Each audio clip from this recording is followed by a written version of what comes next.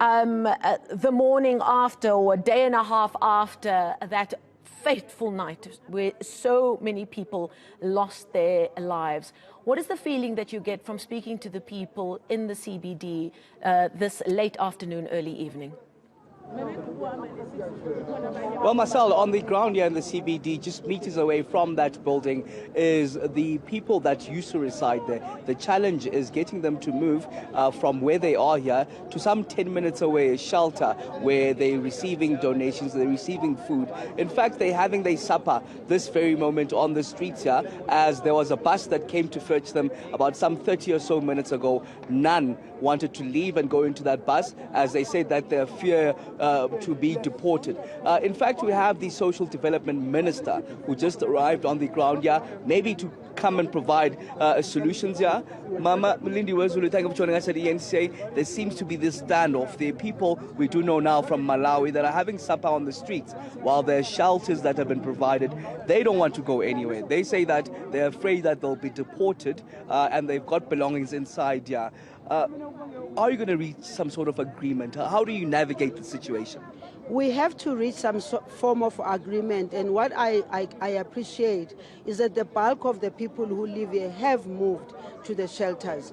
Down there where I came, as I was here in the morning and I promised I was going to come at 5 o'clock, there was much more people. Right now there's about 6 or 7 women who are there, who are all South African citizens, by the way, the ones who are sitting there, because they say they've lived here since the place was a shelter, and therefore they are not able to move because they don't know what's going to happen to their belongings. Here's the fact. There's no way that they can go in there for their belongings as long as the city of Johannesburg, as long as the engineers, as long as the people who know what is going on here is saying to us, nobody must go in there. So we need to convince them that they have to go to the shelter, especially because there are a few who have children. The shelters that we have put in place, I visited one shelter this morning. I found it to be a safe shelter where at least we can also be able to know who is here, what's their ID, where do they come from, where do they work, what is it that we can do to make easy. In the shelter, I even found children who are supposed to go to school.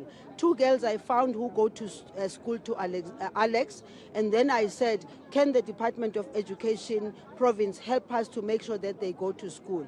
So those who are remaining here, it's very difficult for us to give them the services because they are just on the street, and the pain is to see them with the children. And unfortunately for us, they're raising the old issues, that they've not been assisted, they've not been helped, and I'm saying to them, yes, I appreciate, yes, I understand that, but right now you need to be in a safe place where government services, not only government services, there are NPOs who are here and NGOs who are already at the shelters where at least they know people are there. Now we've got the foreign nationals who are also here, who are then saying they are very afraid of being deported and all that. And we are saying to them right now, can we be the Africans that we are?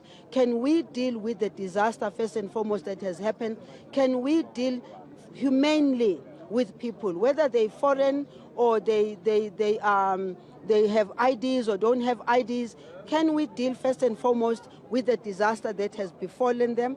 Can we deal with what do we do to deal with their immediate needs? The rest of the issues that we need to deal with, we will have to, because we are aware also that Minister Begicale and teams and all have been coming now to look at these buildings around here. They have been raiding some of these, they have a plan actually as to what needs to be done. Unfortunately, as they were just starting with the plan, this disaster befell us.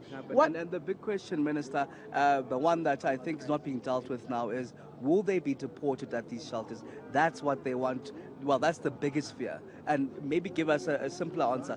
Once they arrive there, will they then be deported back to their country? No, we cannot be dealing with deporting people right now, because can we imagine being an African, being in South Africa and being in a place where you thought you were finding shelter for yourself, and then there is the disaster that happened and so many lives have been lost.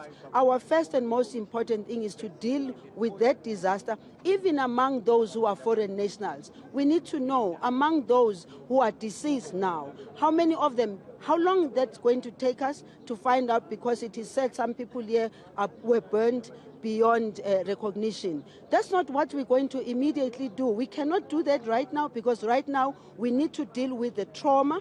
We need to then also discuss with the embassies where people come from. But a broader picture for me here is more than just being foreigners being in South Africa.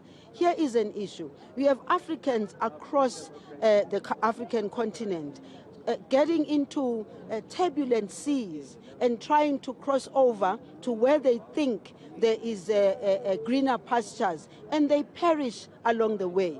You've got others who have come to South Africa where they think that there's greener pastures. But what we need to do, let's be humane for now and begin to deal with the pain, let's deal with the stress, let's deal with the trauma which with people, because it's not easy for people to be falling from the third floor, fourth floor, right down. It means there was trauma. The rest of the issues, which we have to deal with, by the way, because law and order must also prevail in South Africa. And people must come here, they must get the necessary documents for them for being here. But right now, there's no way that we're going to go to the shelters and be busy processing to deport people right now. Right now, let's deal with their problems first. And how do you convince these Malawans to go now, Minister? There are already Malawans who are at the shelters as we speak. I saw people at the shelter, not only from Malawi. At the shelter, we found people from different countries. They are there, and I'm sure some of them who are there, they were being recorded and all. Some of them didn't have IDs, and of course some of them are going to say, I had my permit in there and my permit got burnt and all that. We need to be able to give them that assurance that right now, what we are dealing with is the humaneness of South Africa and a government that is responsible. Let's deal with the trauma. And the police are trying to say to them, whatever you had in the building is going to be secured for now. But there's nothing they can do, the police, because it's only the engineers who can tell the police who goes in, when do they go in. I don't think that's a very short period of time. We can't have them being on the street forever. But here's the bottom line. If it so happens that we are making the offers that we are making, and we are saying to them, nobody's going to be deporting them when they get to the shelter. At the shelter, we are looking at the trauma, we are looking at what we can do to help them. If they decide that they want to stay here, it will have to be the city of Johannesburg that will have to deal with what do they do when people insist on being out on the streets. These are women for me.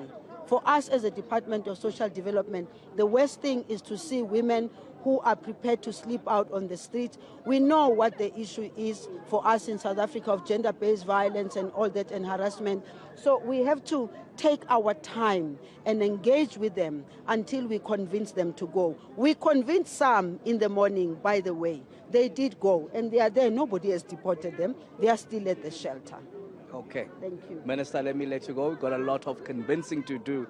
Is Minister Lindiwe Zulu, the Social Development Minister, as she tries now to convince the former tenants of the building, of course, that was engulfed in flames. We know the majority of them coming from Malawi. It's going to be difficult convincing, Marcel, as they've made it quite clear that they won't be going anyway. They're saying that their belongings are inside that building, but what they fear the most is being deported once they arrive in these shelters. In fact, I'm not sure if we can take a listen. It's going to be an interesting conversation. I'm going to put my mic there so we can have a listen to what's happening.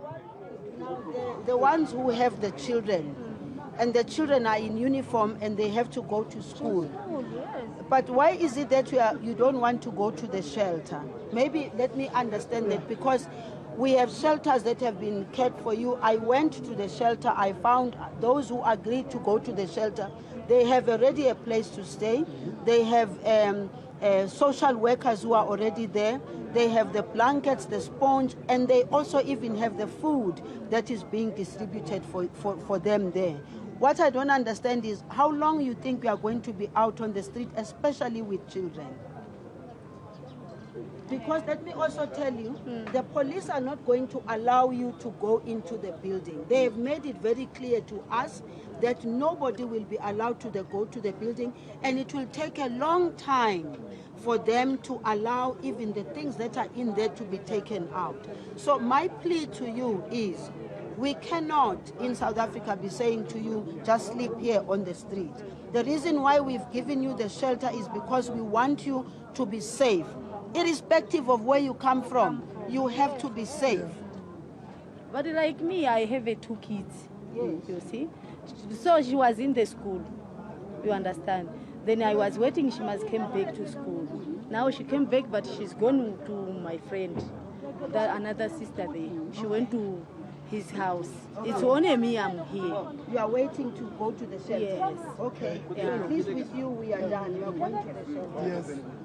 I would like to say to you, for you, all of you who understand at least, the women in particular, we would like to see them in the shelter because we want to make sure that you are protected.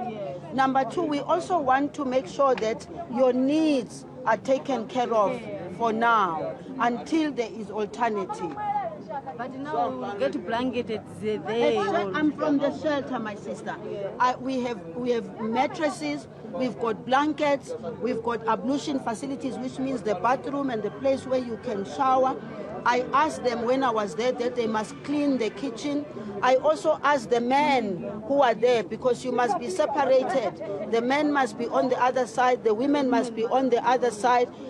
The women who went there, they were cleaning this morning, so it means they are even staying. The people who had not cleaned the place were the men. I asked them to go in there and clean the place.